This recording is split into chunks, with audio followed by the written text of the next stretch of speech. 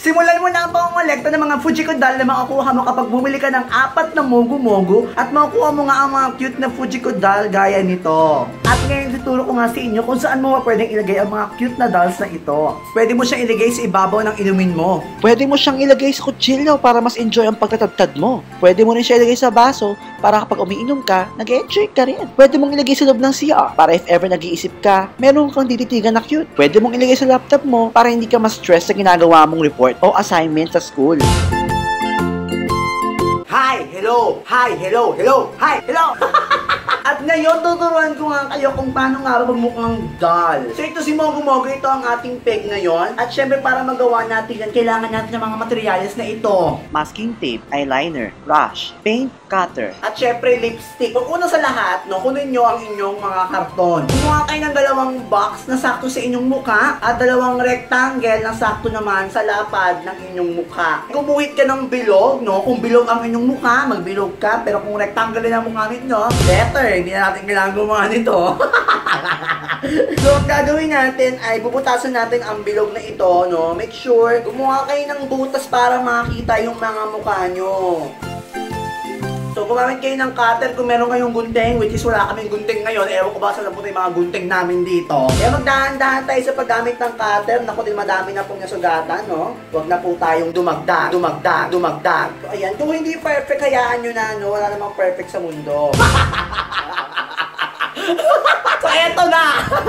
Ang mukha ko na siya, oh. Bongga! Pagdidikit-dikitin natin itong mga ginawa nating square at rectangle para makabuo tayo ng box na mukha. At dahil wala nga kaming gunting, no, gagamit tayo ng masking tape para kamay-kamay na lang. Ganyan, no? O, pa! Ganyan.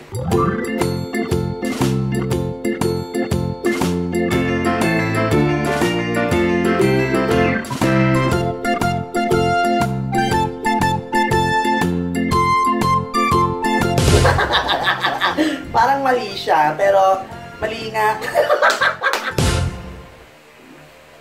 So yung nabutas yung bilog kanina, ilagay nyo na lang yan dyan. Sakto na yung box sa ating mga mukhang. Next natin gagawin ay magpapalit tayo ng damit. Tadaan! Yan, medyo masikip yung damit, pero ganoon talaga, masyado tayo mataba. Taba na natin. Ang next natin gagawin ay kukuha tayo ng brush. Ibabrush natin ang kulay sa ating buong mukha. Make sure na ang gagamitin yung pintura ay safe sa mukha. Gumamit kayo ng mga body paint. Huwag yung acrylic tsaka yung pampintura ng dingding. Wag kung kayong masunog yung mukha niyo. Uunahin natin ang pagpintura ng mukha dahil isang brush ang gagamitin ko sa karton at mukha. Kaya naman mukha ko unahin ko dahil yung masunog ang aking mukha sa paggamit ng pangano ng pintura. So ayan, nalagay tayo ng pintura sa ating mukha. Kung hindi masyadong maputi, huwag kayong mangamba. Hindi natin kailangan maging nyebe. Namulog ako. Wait lang. Wait lang, girls. Ang sakit ng mata ko. Make sure na dahan-dahan nyo paglagay ng pintura sa mukha para hindi naman kayo masaktan. Alam mo, kahit saan na kayo masaktan, dahan-dahan nyo pa rin kasi may mga sakit na hindi mo kayang tiisin.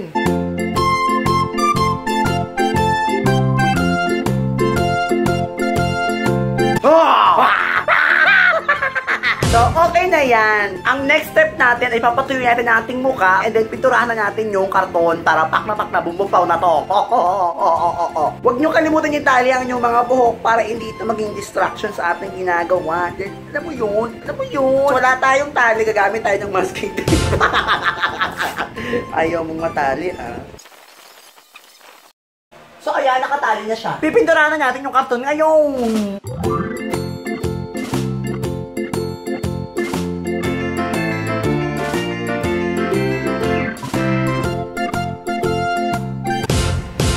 Tapusin natin ang ating box. Bongga na ito, no? At kung medyo haggard na ang inyong look, kung gaya nang nangyari sa akin, ang gagawin lang natin ay kukuha tayo ng pulbo at i-retouch natin yan gamit ang pulbo. Kung wala kayong pulbo, pwede kayong gumamit ng harina.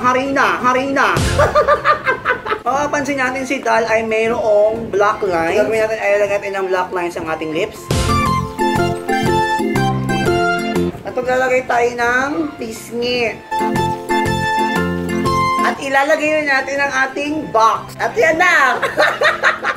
Ay push na natin! Kamukha na natin si Mogu Mogu doll!